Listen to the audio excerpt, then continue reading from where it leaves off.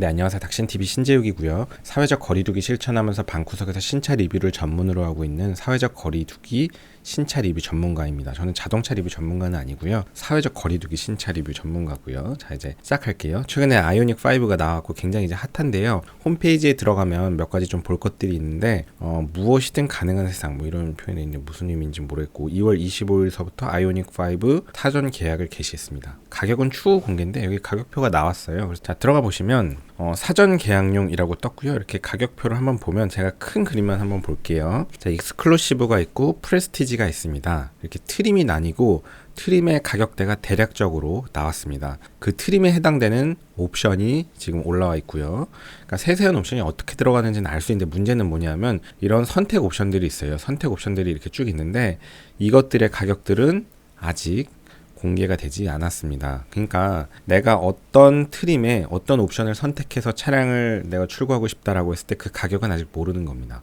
대략적으로 트림을 정하고 대략적으로 선택 옵션을 정해서 그냥 가계약을 넣는 용도입니다. 그래도 이제 어떤 식으로 나올지 거의 많은 거는 이제 예상이 되는 상황인데요. 제가 이제 이 가격표를 쭉 보면서 사실 이게 좀 전기차다 보니까 우리가 익숙하지 않은 그런 개념들도 있고 조금 더 자세히 설명해 드리면 좋을 만한 내용들도 있고 옵션 고르기를 할 때 내연기관과는 조금 다르게 볼 만한 요소들 뭐 그런 것들이 좀 보이기 시작합니다. 저도 이제 막 어제부터 빠르게 연구를 하고 있는데 하나하나씩 주제를 좀 세분화해서 말씀드릴 거예요. 오늘 제가 말씀드릴 건 뭐냐면 일단 쉬운 주제부터 갑시다.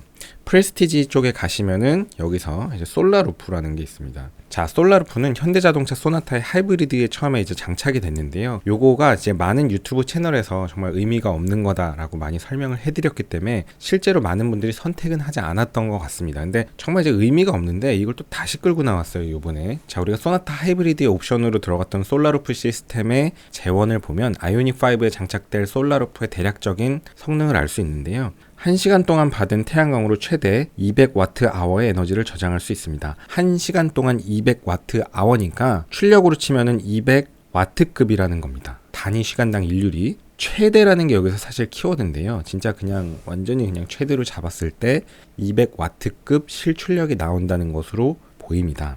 저녁에는 충전이 안 되겠죠. 혹은 그늘에서는 충전이 안 될 겁니다. 겨울에는 최고 출력이 나오지 않을 거고요. 그 다음에 태양의 고도에 따라서 정오에는 효율이 최대로 높겠지만 정오가 아니고 뭐 아침에 해가 뜰 때라든지 해가 질 때쯤은 효율이 훨씬 더 떨어질 겁니다. 그래서 실제로 이 200W라는 것도 이제 사실 이런 기준을 정확하게 현대자동차에서 제시해야 되는데 뭐 예를 들어 강남구 몇 월 며칠 몇 시에 했더니 솔라루프에서 실출력이 얼마 나왔다 이런 정확한 출력 값을 알려주면 좋을 텐데 공개를 뭐 하면 엄청나게 실망스러운 수준이겠죠. 그러니까 200W라고 주장하지만 실제로는 정말 200W급이 나오기도 쉽지 않을 겁니다. 자, 우리가 실제로 200W급 출력이 어느 정도인지 생각해 보시면요. 후륜구동 모터 최고 출력이 이제 160kW인데 킬로와트고 160kW라는 건 환산하면 160에 1000을 곱해야죠. 그러면 16만 와트급의 출력의 모터가 달려있는데 실제로 솔라루프에서 나오는 출력은 이게 다 에너지니까 단시간당 일률로 비교할 수 있는데 200W급이라는 겁니다. 그러면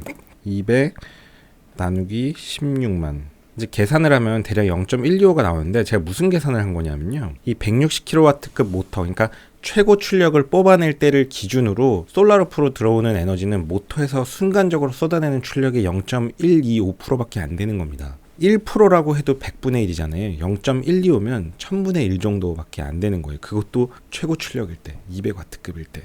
도움이 된다고 생각하시나요? 물론 사실 이 160kW를 늘 쓰는 건 아니에요. 이건 그냥 풀악셀을 때렸을 때의 출력이기 때문에 160kW급으로 이제 풀악셀 최고 출력으로 하면은 72.6kWh의 이 배터리도 소진하는데 시간은 30분이면 소진을 다 해버리죠. 그러니까 사실 이 출력을 다 쓰진 않습니다. 실제 주행할 때는 훨씬 더 낮은 출력을 쓰고 회생하기도 하지만 제가 하고 싶은 얘기는 이 자동차 구동 시스템에서 쓰는 에너지 수준의 단위 대비 솔라루프로 들어오는 단위 시간당 출력은 거의 의미가 없는 수준이라는 겁니다. 그래서 자, 실제로 이 배터리 단위만 갖고 생각해도 느낌이 오는데요. 한번 보세요. 72.6kWh급 배터리는 72,600 와트 아워급 배터리랑 이제 같은 거고 단위 환산을 하면 지금 태양광 패널이 200 와트 아워 1시간에 이만큼의 에너지가 충전되니까 이거를 이제 나눠주면은 72,600을 200으로 나누면 딱 봐도 엄청 큰데 363 시간이 걸려야 이 태양광 패널로 이 배터리를 완충할 수 있습니다. 이해 가시나요?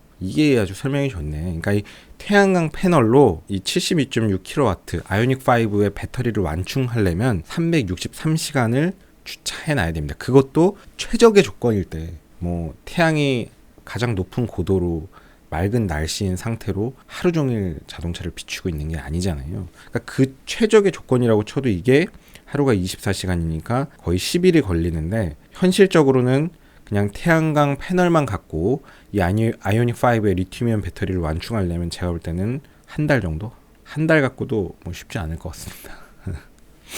자, 그러면 이제 대충 의미가 없다는 건 이제 확실히 오시겠죠. 자, 우리가 여기서 이해할 것은 전기 자동차가 구동계통에 쓰고 있는 배터리의 에너지 단위들을 생각하면 솔라루프에서 들어오는 단위 시간당 200W급의 에너지는 뭐 아무 의미가 없는 수준입니다.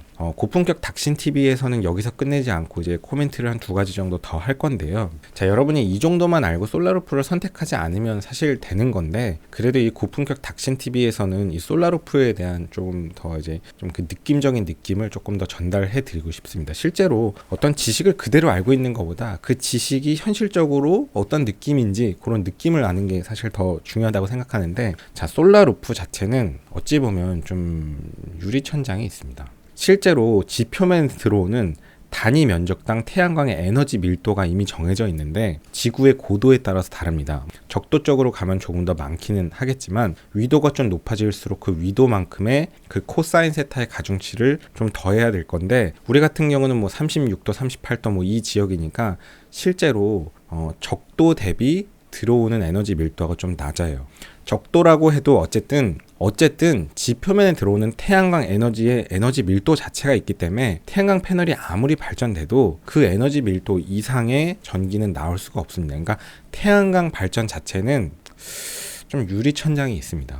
에너지 밀도 때문에. 그러면 어떻게 하면 되냐? 엄청 넓은 면적을 만들면 사실 되기는 되죠. 그러니까 땅이 엄청 넓다면 뭐 얘기가 좀 달라질 수는 있어요. 물론 그거에 대한 경제성, 정말 유지 관리의 문제, 그게 진짜 친환경이냐의 문제는 뭐 생각할 거리가 너무 많지만, 하고 싶은 얘기는 자동차 천장 그 면적 해봐야 1m 제곱 정도밖에 안 되는데, 그 정도 면적은 현재도 그렇게 효율이 높지 않지만 아무리 효율이 높아져도 거기서 나올 수 있는 에너지의 출력은 분명히 천장이 있습니다. 유리천장이 있어요. 그게 그래 봐야 뭐 300W, 400W 진짜 먼 미래에 그 이상 못 올라갑니다.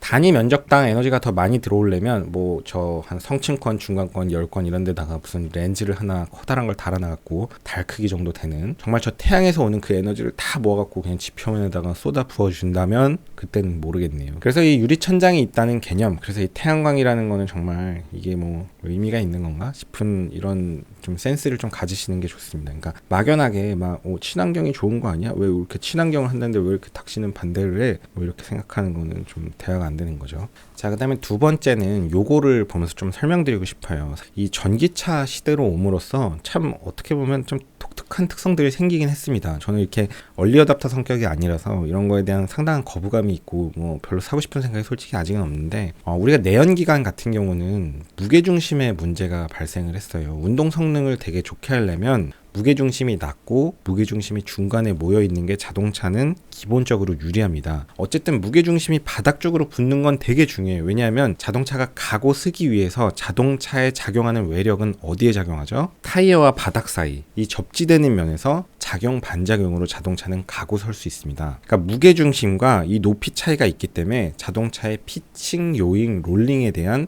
어떤 요런 회전하는 좋지 못한 운동 특성들이 생기게 되는데, 이런 좋지 못한 운동 특성들을 줄이기 위해서는 무게중심을 낮추면 돼요. 그래서 실제로 우리가 내연기관에서는 무게중심을 낮추려고 정말 많은 노력을 해왔습니다. 예를 들면 내연기관에서는 엔진의 무게가 상당히 컸는데 이 엔진을 뭐 이 바닥면에다 깔아 넣을 수가 없잖아요. 그러니까 어쩔 수 없이 무게중심을 정말 끌어올리는 역할을 했고, 이 엔진이 그러다 보니까 이 엔진의 무게를 약간 낮추려고 막 오일팬을 옆으로 빼고 그걸 펌프로 오일을 돌리고 이런 식으로 정말 1cm 낮추려고 막 수천만 원의 차값을 올리는 행동을 했던 게 페라리 같은 차들입니다. 그러니까 왜냐하면 자동차 브랜드도 감히 물리법칙을 거스를 수는 없기 때문에 운동 성능을 좋게 하기 위해서는 자동차 무게를 낮추려고 많은 노력을 했죠. 그러다 보니까 보통 자동차 제조회사들 중에서 스포츠 성향이 되게 강한 것들은 엔진을 정말 낮추려고 노력을 했고, 그래봐야 1cm, 2cm 낮추려고 엄청난 돈을 때려부었고, 엔진을 조금 더 안쪽으로 밀고 들어오려고 노력을 했습니다. 그래야 무게중심이 조금 더 중간으로 되니까요. 그 다음에 자동차 구조가 이렇게 있으면은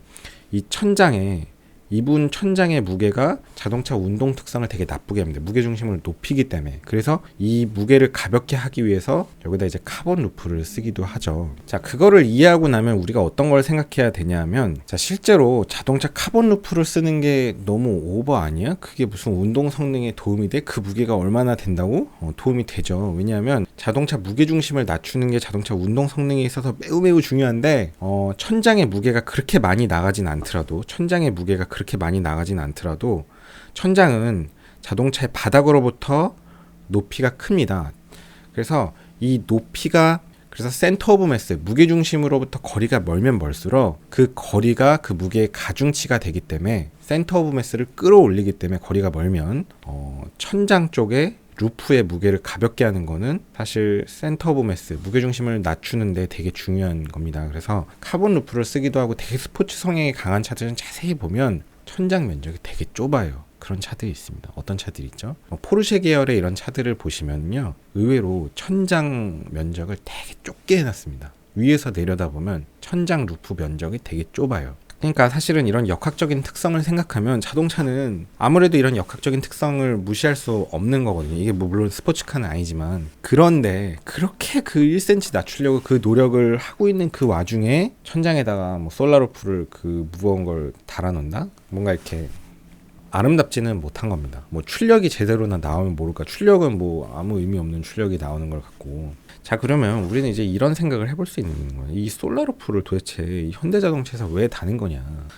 야, 닥신 너 뭐 전작가인 건 알겠는데 너 학부 출신의 전작가가 니 뭘 한다고 떠드냐? 현대자동차에 뭐 아이비리그 다녀온 박사급 엔지니어들이 얼마나 많을 텐데, 당연히 그분들은 이게 아무 의미가 없다는 걸 계산하지 않아도 알아요. 다 그분들은요. 그리고 제가 하는 얘기도 그분들이 들으면 뭐 들을 것도 없겠지만 뭐 사실은 의미 없다는 걸 다 알고 있습니다. 그분들도. 근데 이런 것들은 이제 뭐랄까, 그냥 제조사에서 약간 그냥 이미지 메이킹 하는 마케팅용 수단? 우리는 정말 뭐 되게 앞서가는, 정말 막 에코 프렌들리한, 정말 친환경 뭐 테슬라도 하지 않는 솔라루프를 하고 있는 그냥 마케팅용이지 실질적으로 아무 의미가 없습니다. 혹은 이 기업의 CEO가 약간 뭐 이런 공학적인 마인드가 전혀 없어서 그냥 막연한 환상을 갖고 이런 거를 뭐 밀어붙이고 있다든지, 실질적으로는 아무 의미가 없기 때문에 이 솔라루프는 뭐 그냥 고민의 요소가 되지 않는 가장 확실한 옵션 중에 하나입니다. 이거는 선택을 하면 안 됩니다. 이거를 선택한다고 한다면 이 현대자동차 소나타 하이브리드에서는 이 옵션이 한 130만 원 정도 됐는데요.